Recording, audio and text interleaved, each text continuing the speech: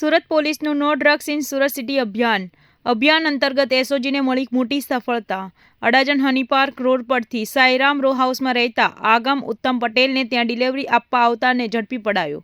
આરોપી સૌરવ ચૌહાણ પાસેથી ₹13.9 લાખની કિંમતનો 374 ગ્રામ હાઇબ્રિડ ગાંજો જપ્ત કરાયો હતો। આગમ ઉત્તમ પટેલે ગાંજાનો જથ્થો મંગાવ્યો હતો, જે જથ્થો સૌરવને મુખ્ય આરોપી રિષભ નવરત્ન મનહોત દ્વારા ડિલિવરી કરવા મોકલ્યો હતો। રિષભ મહનોતને ગાંજાની ડિલિવરી માટે સૌરવને કામે રાખ્યો હતો, જે રિષભને ત્યાં જ રહેતો હતો અને ગાંજાની ડિલિવરી કરતો હતો। ઝડપાયેલા આરોપી સૌરવ કાપડના વ્યવસાય સાથે પણ સંકળાયેલ છે, જ્યારે રિષભ પણ શાહી પરિવારનો નબીરો છે। રિષભ હાઇબ્રિડ ગાંજાનો જથ્થો થાઇલેન્ડથી મંગાવતો હતો, જે હાઇબ્રિડ ગાંજાનો પાર્સલ મારફતે મંગાવવામાં આવ્યું હતું।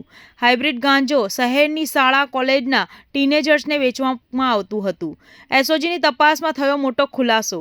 આરોપી સૌરભના મોબાઈલમાંથી મોબાઈલ નંબર સહિત નામ સાથેની લિસ્ટ એસઓજીને મળી આવી છે, જે લિસ્ટના આધારે એસઓજીએ તપાસ હાથ ધરી છે। એસઓજીએ હાઇબ્રિડ ગાંજો, મોબાઈલ, વજન કાંટો સહિત 14.14 લાખનો મુદ્દામાલ કબજે કરીને 2 શખ્સોને વોન્ટેડ જાહેર કર્યા છે। એસઓજીની તપાસમાં થાઇલેન્ડથી ચાલતા હાઇબ્રિડ ગાંજાના નેટવર્કમાં મોટા ખુલાસા થવાની શક્યતા છે। સુરત સિટીની અંદર no drugs in Surat city અભિયાનના અંતર્ગત માનનીય પોલીસ કમિશનર દ્વારા એક ડ્રાઈવ ચલાવવામાં આવે છે, જેના અનુસંધાને એસઓજી દ્વારા એક રેડ કરવામાં આવી હતી। એમાં અમારી જોડે એવી એક ચોક્કસ માહિતી હતી કે અડાજણના હની પાર્કની બાજુમાં આવેલ સાઈરામ રો હાઉસની અંદર રહેતા આગમ ઉત્તમ પટેલ કરીને એક છોકરો છે, જેણે સૌરવ કરીને એક છોકરો છે, સૌરવ ચૌહાણ, એની પાસે હાઇબ્રિડ ગાંજો મંગાવેલો હતો। એ માહિતીના આધારે ગઈકાલે અમે એને એસઓજીની ટીમ દ્વારા પકડી લેવામાં આવ્યો હતો। એની જોડેથી 374 ગ્રામ યાની કે 13,09,000નો મુદ્દામાલ, એક એક્સેસ, મોબાઈલ ફોન, વજન કાંટો, આવું બધું બરામદ કરવામાં આવ્યું હતું। એના સિવાય એની જોડે વધુ પૂછપરછ કરતા એવી પણ માહિતી મળી હતી કે રિષભ કરીને વેસુમાં એ નંદનવન 2ની અંદર એક છોકરો રહે છે, એ આ લોકોને બધાને છોકરાઓને રાખી અને જે લોકોને આવા ગાંજાની કે કંઈ પણ જરૂરિયાત હોય ત્યાં આ સપ્લાય કરતો હતો। આરોપીઓ કઈ રીતે મળીને કામ કરતા હતા? મેન આરોપી શું કરે છે, ક્યાંથી લાવે?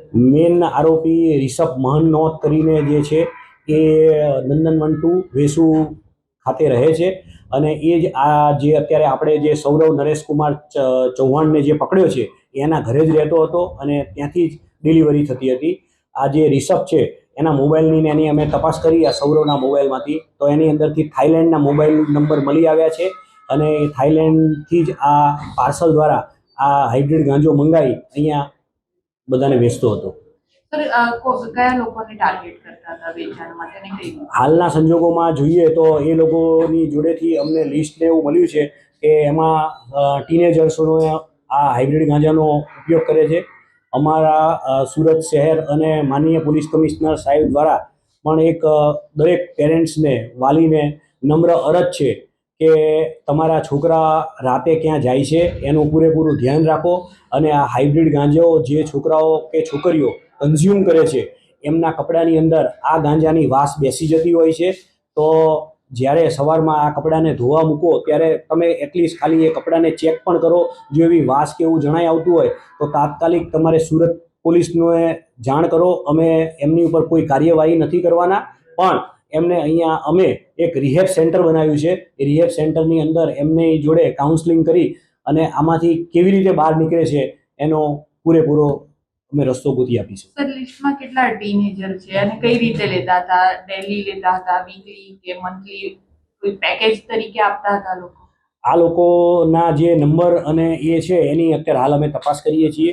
હવે કેવી રીતે લેતા હતા એ આગળ તપાસ કરીશું, એનાથી આપણને ખબર પડશે। સર, જે મેઇન એક્યુઝ છે એની અંદર કેટલા લોકો આવી રીતે ડિલિવરી કરતા? અત્યારે જે મેઇન એક્યુઝ રિષભ મહનોત કરીને છે એનો જ આ માણસ છે, સૌરવ કરીને, સૌરવ ચૌહાણ, એ એના જ ઘરની અંદર રહેતો હતો, અને એ રાજસ્થાનના ઝાલોર ગામનો છે, અને ત્યાંથી જે ડિલિવરી કરાવડાવતો હતો। સર, રિષભની પ્રોફાઇલ શું કરે છે, કેટલા રિષભ નટવરલાલ પ્રહનોત મહનોત જે છે એ વેસુની અંદર નંદનવન 2 સોસાયટીની અંદર રહે છે।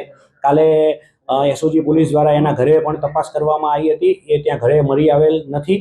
હવે એની તપાસ કરી આગળની એ શું કરતો હતો. આમ એના ફાધરને એનું પૂછ્યું તો એ લોકોનું એવું કહેવાનું થાય છે કે કાપડનો વેપાર કરે છે.